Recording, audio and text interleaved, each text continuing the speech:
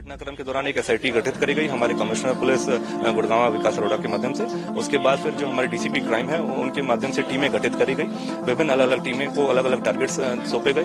जो 2 एस्पेक्ट्स में पुलिस की तरफ से कार्रवाई स्टार्ट हुई, जिसमें एक तो डेड बॉडी को रिकवर करना और दूसरी टीमों द्वारा ये जो सर्च ऑपरेशन स्टार्ट करा गया कि जो एक्सकॉन्डेड एक्यूज थे बलराज गिल और रवि बांगा, उनको जल्द से जल्द पकड़ा जाना। तो उस संबंध में दोनों ही टीमों ने बेहतरीन काम करते हुए बलराज गिल को भी अरेस्ट करा गया और आज मॉर्निंग आवर्स में जो डेड बॉडी थी दिव्या पहुंचा की, उसको भी आइडेंटिफाई करा गया और उसको रिकवर करा गया।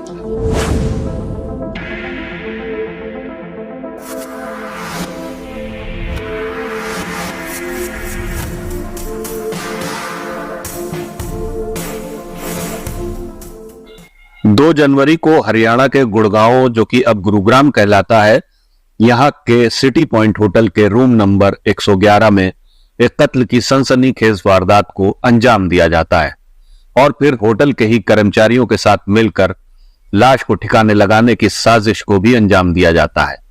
लेकिन हत्या की वारदात की खबर पुलिस को लगने के बाद हत्यारोपी और इसके सहयोगियों की गिरफ्तारी होती है और इस जघन्य हत्याकांड का खुलासा होता है और लाश की तलाश जारी रहती है। नहर में फेंकी गई लाश को तलाश करना पुलिस के लिए एक बड़ा चैलेंज बन जाता है और दिन बीतने के साथ लाश के मिलने की संभावना भी कम होने लगती है। लेकिन 12 दिनों बाद पुलिस टीम को सफलता मिलती है और हरियाणा के फतेहाबाद जिले के टोहना इलाके में नहर से लाश बरामद कर ली जाती है। लाश को ठिकाने लगाने की जगह से 140 किलोमीटर दूर टोहना में नहर के कूदनी हेड में ये जो लाश फंसी हुई मिली, ये मॉडल दिव्या पाहुजा की थी। अब ये दिव्या पाहुजा कौन थी और किस वजह से इसकी हत्या हुई और किसने और कैसे इस हत्याकांड को अंजाम दिया, इस पूरी कहानी से आज हम पर्दा उठाने वाले हैं। लेकिन अगर आपने अब तक चैनल को सब्सक्राइब नहीं किया है तो कर लीजिए ताकि आपको वीडियो की नोटिफिकेशन मिलती रहे। चलिए तो हम वापस अपने विषय पर आते हैं और आपको दिव्या पाहुजा मर्डर केस की पूरी कहानी से रूबरू कराते हैं।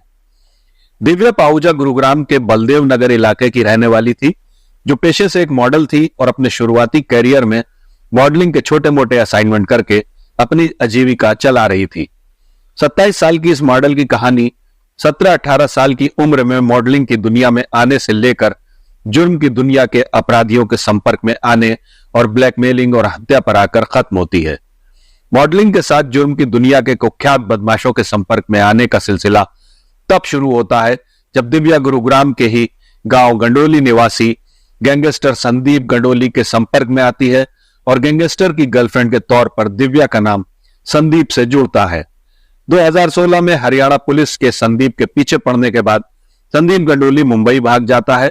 कहा जाता है कि दिव्या भी संदीप के साथ मुंबई आ गई थी और फिर एक होटल में संदीप गंडोली का हरियाणा पुलिस कथित एनकाउंटर कर देती है। इस एनकाउंटर को लेकर भी काफी हंगामा हुआ था। संदीप को होटल के कमरे में ही पुलिस ने गोली मारी थी। संदीप के परिवार वालों ने इसमें गैंगस्टर बिंदर गुज्जर के साथ दिव्या और दिव्या की मां और 5 अन्य लोगों को कथित एनकाउंटर में हत्या का मुख्य साजिशकर्ता बनाया था। कहा जाता है कि दिव्या पुलिस की मुखबिर थी और इसी ने पुलिस को संदीप की लोकेशन बताई थी। लेकिन कथित फर्जी मुठभेड़ मामले में संदीप गंडोली के परिवार वालों ने दिव्या को मुख्य साजिशकर्ता बनाकर एफआईआर लिखवाई, जिसकी वजह से दिव्या को 7 साल जेल की सलाखों के पीछे गुजारना पड़ा। कुछ माह पहले ही दिव्या जमानत पर जेल से बाहर आई थी। दिव्या हत्या आरोपी अभिजीत के संपर्क में बिंदर गुज्जर के जरिए आई और फिर अभिजीत के साथ रिलेशनशिप में रही। यही रिलेशनशिप दिव्या के कत्ल की वजह भी बनती नजर आ रही है। पुलिस को दिए बयान में अभिजीत ने बताया है कि दिव्या और उसके बीच ताल्लुकात थे। दिव्या ने उसकी कुछ अतरंग तस्वीरें खींच रखी थी, जिसके जरिए दिव्या कई बार पहले भी अभिजीत को ब्लैकमेल कर चुकी थी और अब मोटी रकम की डिमांड कर रही थी।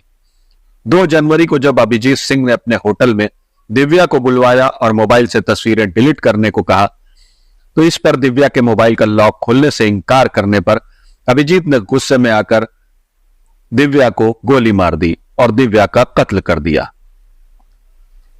अब आगे की कहानी यह है कि हत्या आरोपी अभिजीत ने कत्ल की वारदात को कैसे और किन लोगों के सहयोग से अंजाम दिया।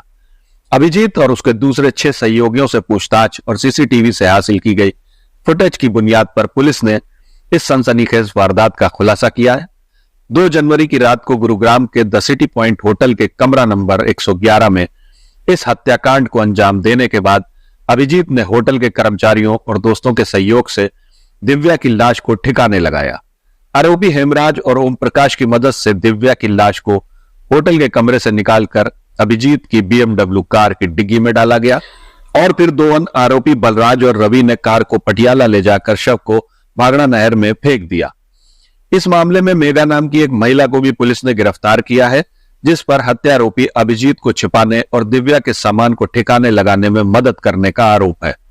पुलिस के मुताबिक दिव्या पाहुजा की हत्या करने के बाद अभिजीत ने बलराज और रवि बंगा से संपर्क किया था। दिव्या के शव को ठिकाने लगाने के लिए उन्हें 12 लाख रुपए और एक BMW कार दी थी। दोनों 2 जनवरी की रात को BMW कार की डिक्की में दिव्या के शव को लेकर गुरुग्राम से चले गए और 3 जनवरी को उन्होंने शव को पटियाला में भाखड़ा नहर में फेंक दिया। उसके बाद 12 लाख रुपए के साथ BMW कार को पटियाला बस स्टैंड पर पार्क कर दिया, जिसे पुलिस ने बरामद कर लिया। गिरफ्तारी से बचने के लिए बलराज और रवि एक टैक्सी में भिवानी, जयपुर और उदयपुर गए और वहां से उन्होंने कानपुर के लिए बस ली। कानपुर से वो ट्रेन में बैठकर कोलकाता निकल गए। कोलकाता पहुंचने के बाद बलराज और रवि ने अपने रास्ते अलग कर लिए, लेकिन ये दोनों यहां से बैंकॉक भागने की फिराक में थे। लेकिन उससे पहले ही बलराज को 11 जनवरी को कोलकाता एयरपोर्ट से गिरफ्तार कर लिया गया। नहर से दिव्या पाहुजा की लाश की बरामदगी और शिनाख्त के बाद शव का पोस्टमार्टम कराया जा रहा है। पुलिस शव का DNA टेस्ट भी करा सकती है। वही दिव्या की बहन और परिवारजन ने दिव्या की हत्या को एक साजिश बताते हुए अभिजीत के अलावा संदीप गंडोली की बहन सुदेश कटारिया और भाई ब्रह्म प्रकाश को आरोपी बनाया है। दिव्या के परिवारजन का कहना है कि दिव्या की हत्या आकस्मिक नहीं बल्कि इन तीनों की साजिश का नतीजा है और इस वारदात को योजनाबद्ध तरीके से अंजाम दिया गया है। मुख्य अभियुक्त अभिजीत और 6 अन्य आरोपियों की गिरफ्तारी के बाद गुरुग्राम पुलिस हर पहलू से इस हत्याकांड की जांच कर रही है। फिलहाल इस केस में अभी तक के लिए यही अपडेट है। आगे इस केस में जो भी नई जानकारी सामने आती है वो हम आप तक जरूर पहुंचाएंगे। घटनाक्रम जो 3 तारीख को केस रजिस्टर्ड करा गया हमारे यहाँ सेक्टर 14 पुलिस स्टेशन गुड़गांव के अंदर। उसके दौरान अभिजीत, हेमराज और ओम प्रकाश को पहले ही गुड़गांव पुलिस ने अरेस्ट कर लिया था और उस क्रम में आगामी कार्रवाई करते हुए जब उस मेघा का जब उसमें रोल सामने आया तो 8 जनवरी को उसको भी अरेस्ट करा गया और उसी क्रम में जब आगे इन्वेस्टिगेशन जारी हुई तो उसमें जब अभिजीत के बयानों पे पता चला जो घटनाक्रम के अंदर हत्या के अंदर इस्तेमाल करा हुआ जो मुख्य वेपन था वो प्रवेश के माध्यम से इसको उपलब्ध कराया गया था। प्रवेश को भी 12 जनवरी को अरेस्ट कर लिया गया है। जानकारी अच्छी लगी हो तो वीडियो को लाइक कर दीजिए और चैनल पर नए हो तो सब्सक्राइब करना मत भूलिए। शुक्रिया।